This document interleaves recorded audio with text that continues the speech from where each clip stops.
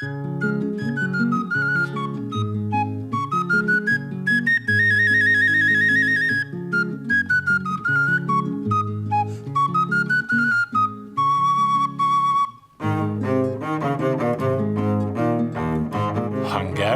Folk Tales. The Little Walnut. Once upon a time, there lived a poor man who had so many children they were like ants in a hill. The children often went without food for 3 days in a row. They were so very poor. So their father set off to find some food for his family. He was walking in the forest when the devil met him, disguised as a man. "Where are you going, poor man?" "I'm going to find some food for my children. If I don't do something soon, they will all die of hunger." "Don't take another step. I'll give you something that, if you use it wisely, will put an end to suffering in your house. Here, take this little walnut. Give it any order you like, and it will be done without delay." "But what am I to give you in return?" "I don't want anything much. Only the thing you don't know about in your home." The poor man started thinking what it could be that he didn't know about, but he could not think of a single thing. And as times were hard, he gave his promise. The poor man arrived home with a little walnut, and his wife asked, "Have you brought food?" "We are all so very, very hungry." "Well, I didn't exactly bring food, but I did bring a peculiar nut. The man who gave it to me said that we can order it to do anything we desire, and it will be done." "Why did he give it to you?" "I'm sure he wanted something in return. All he said was that I am to give him what I don't know about in my home in return for the nut." "Oh, you faithless fool, what have you done? You can see that I'm expecting a baby, and you didn't know about it, and now you have given it away." "It's not my fault, wife, but what is done is done."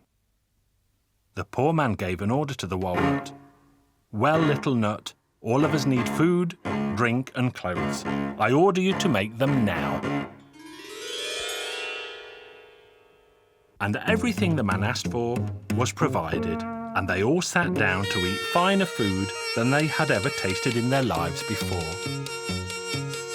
The poor man also wanted a larger home, and so he ordered the little walnut to build him a large brick farmhouse with green gardens, lush pastures, and fine farm animals. The poor man soon became a rich man, and his baby was born.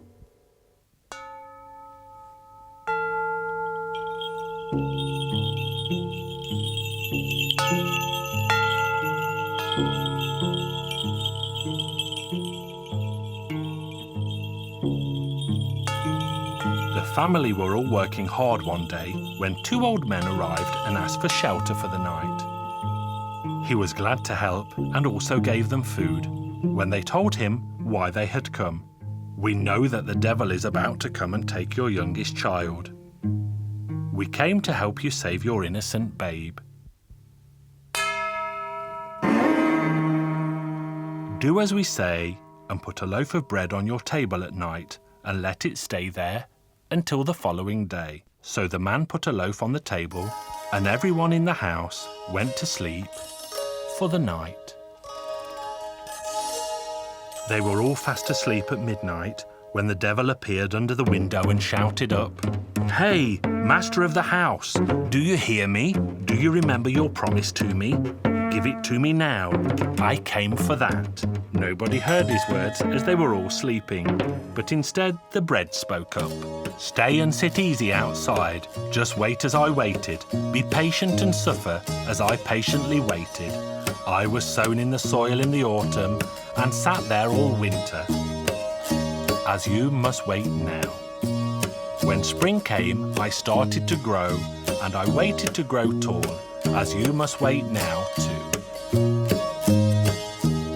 When the time of harvest came, I was cut with a scythe and gathered in bunches, but I had to suffer, as you must now suffer too. Then I was put on a cart, pushed along a road and into the village and waited, as you must wait now too. I was stamped on and painfully cracked. I had to suffer, as you must now suffer too. I was shoveled into a barn where they beat me with sticks. They beat me hard and I suffered, as you must suffer now too. Then I was put in a sack, taken to the mill and poured between two heavy stones and ground to powder. I had to suffer, as you must suffer now too. I was taken home and put into a bowl with salt and water. Then they punched me with their fists, kneaded me and tortured me. Then, greatest of all pains in the world, they pushed me into a fiery oven. I had to suffer all of this, so you must suffer now too. They baked me and burned me before I was brought here, and cut me with a sharp metal knife. I had to be patient and suffer and wait. Now you must be patient and suffer and wait now too. The devil was sad to hear the sound of the cockerel heralding the dawn of the next day. He had no power over men in the bright light of morning, so he ran back to his distant home, and the farmer's family kept their youngest son. The farmer thanked the old men for saving his baby boy from the devil's grasp. And that poor farmer still lives a wealthy life, unless they have lost their little walnut.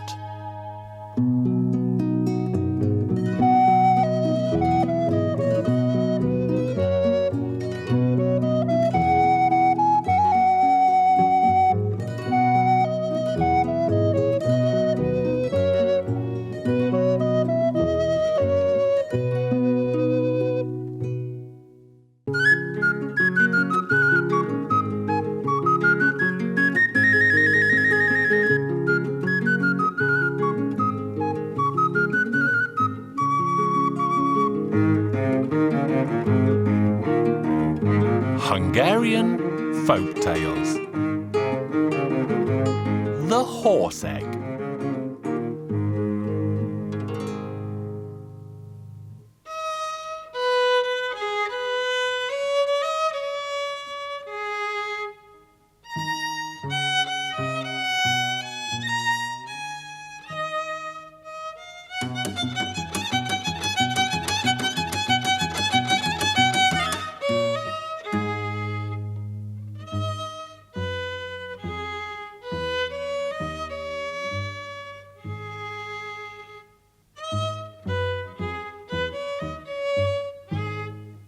There once lived a peasant who found a giant pumpkin in the meadow.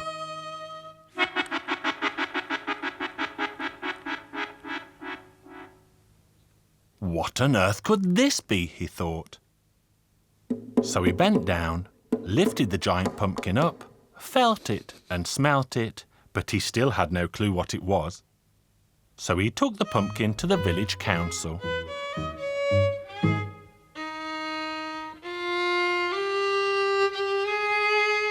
The councillors were in the middle of an important meeting when the farmer walked in and plonked the giant pumpkin on the table. And this surprised them all. I have lived a very long life, but I have never seen anything like that before. I have experienced a lot in my life, but I have never come across anything like that before. And I'm not a young man either, but I really couldn't tell you what on earth that is.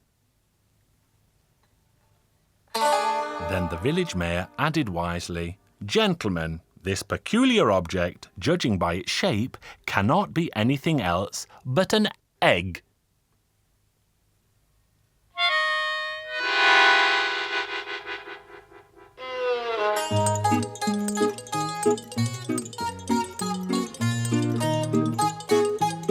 Of course, what else could it be? It must be an egg.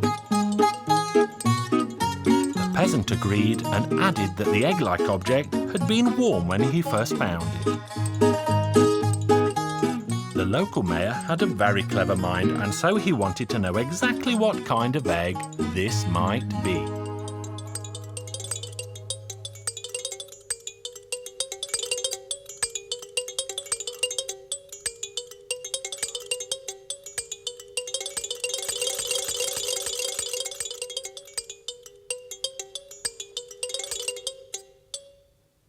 The old village leaders thought it could possibly be a terrible green dragon's egg.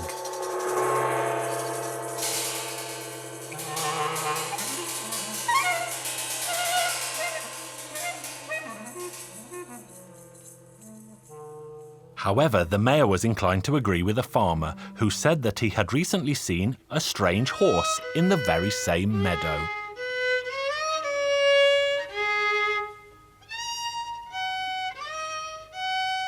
The village leaders liked the sound of this and said, "It must be so. Nothing other than a horse could have laid such a giant egg." "Good. So tell me, my friends, what should we do next?" "Why, you must catch it, of course." "Yes, but what animal could do it?" "All horses don't lay eggs, so they could never hatch it."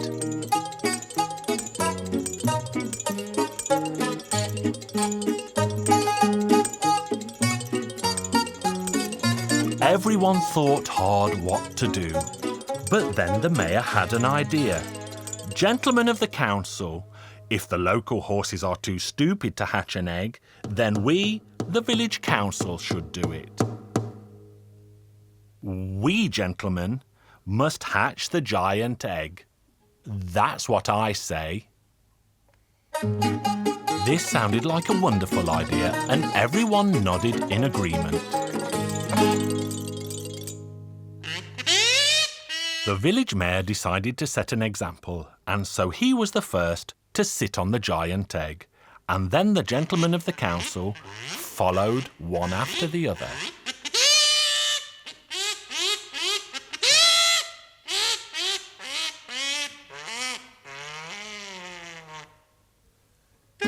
And they would all be still sitting on it today if the people in the next village had not spread the rumour that it had gone bad under their bottoms.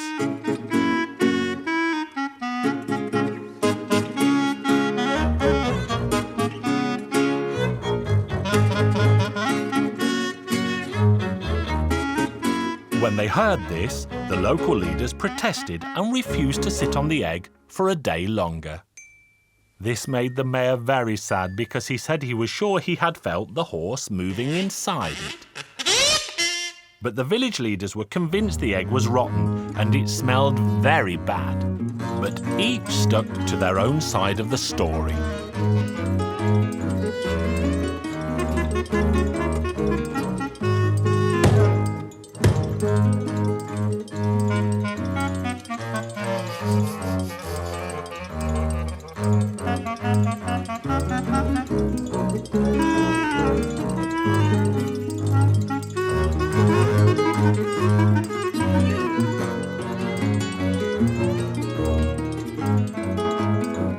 In the end, the council voted and decided to take the egg to the top of a hill and roll it down onto the people of the village below who had teased them so.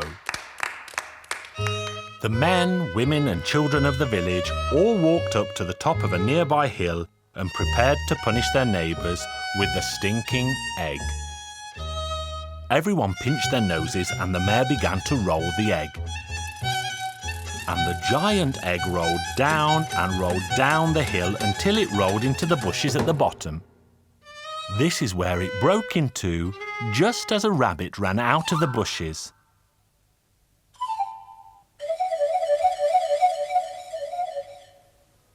And all the villagers cried out, "There goes the horse! Come on, let's catch it!"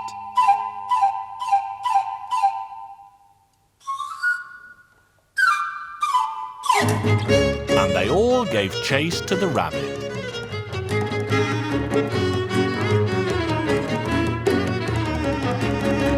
Only the mayor stayed standing on top of the hill and muttered sadly to himself, "I told them that something was moving inside. We should have had the patience to sit on the egg for another day, and it would have grown into a fine, strong horse."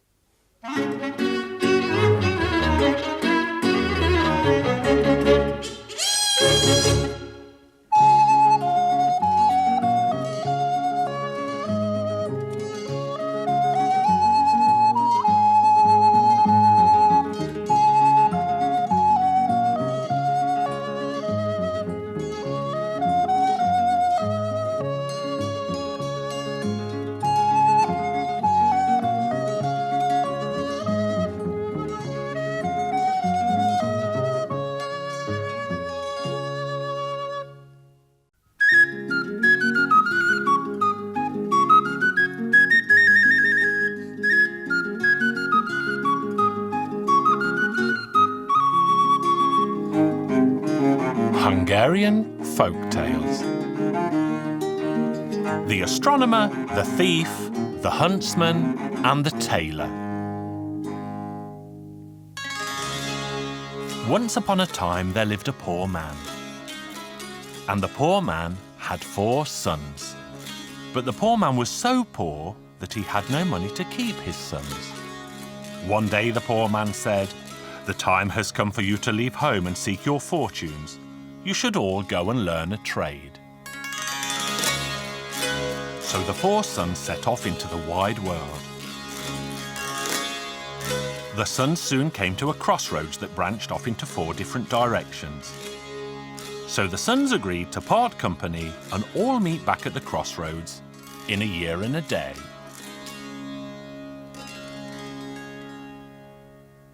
Time passed and each of the sons studied a trade. The first son became an astronomer, the second a thief, the third was a huntsman, and the youngest a tailor. So they met again after a year and a day, and they journeyed back home to tell their father of the jobs they now all had.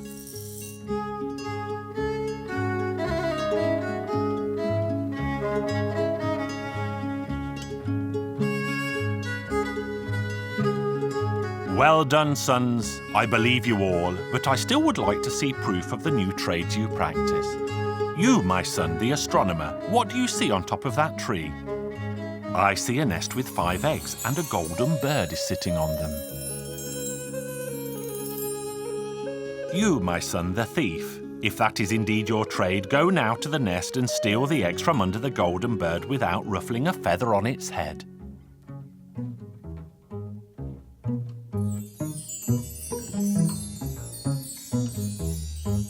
So the thief climbed up the tree and succeeded in stealing the eggs unseen, and he gave the eggs to his father. The old man put the eggs on the table. He placed 1 egg at each corner and then put the 5th egg in the middle. "You, my son, the huntsman, if that is indeed your trade, shoot each egg with 1 shot and split them in 2. So the huntsman shot and hit all 5 eggs in turn. "Well done, son. You are a master of your craft." "You, 4th son, the tailor, if that is indeed your trade, stitch all 5 eggs back together so that the chicks inside each survive."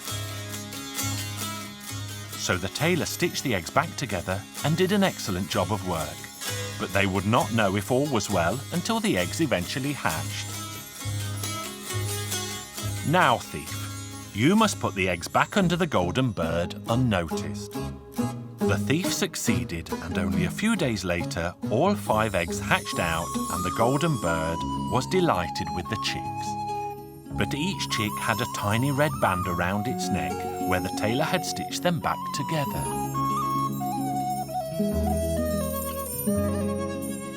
"Now, my sons, you have proven your trades to me, but now you must prove them to the wide world." News soon came that the princess was lost, so the astronomer's son took out his spyglass and saw the pretty girl sitting on a rocky island in the middle of a vast ocean. And he saw a fierce dragon sleeping on the princess's lap.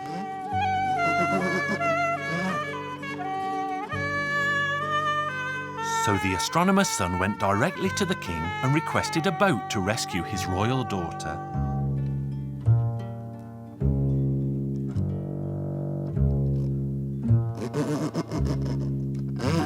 The 4 sons voyaged to the rocky island where they discussed how best to save the princess. The tailor's son suggested they shoot the dragon, but the astronomer's son was worried that they would hit the pretty princess. "But you, thief, if you could steal the eggs, steal her from the dragon." And the thief stole the princess unseen. Then they took the girl onto the boat and sailed slowly back to the shore. But that is when the dragon awoke, and the fearsome beast caught sight of them. The princess had gone, and the dragon flew after them. The dragon saw that the boat was nearing the shore and knew that the princess must be on board, so it swooped down to the boat. But the huntsman's son saw the mighty dragon coming, and he shot it in the heart. Then the dragon fell from the sky onto the boat and smashed it into smithereens, leaving only a few planks of floating wood that the sons held onto. Then the huntsman said, "We'll surely perish in these waters." So the tailor's son swiftly stitched the boat back together, and everyone aboard survived.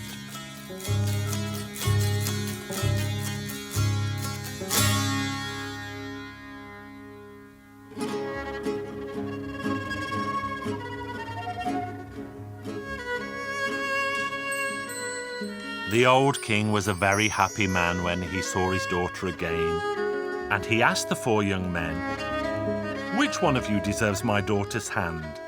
The astronomer's son said, "Me, sire, for I sighted her in the middle of the ocean." The thief said, "Me, sire, for I stole her quietly away." "Seeing her was not enough, brother, if you weren't brave enough to go and get her." Then the huntsman said, "Getting her was not enough, because if I hadn't shot the fearsome dragon, it would have eaten us all up." Then the tailor said, "Only I deserve the princess, sire, because if I hadn't stitched the boat back together, we would have all surely drowned." And the brothers began to fight. So the old king said, "I cannot grant my daughter's hand to all 4 of you, and so instead I shall grant you each a portion of my kingdom. Will that suffice? Because the princess is very pretty, but living in peace is better still."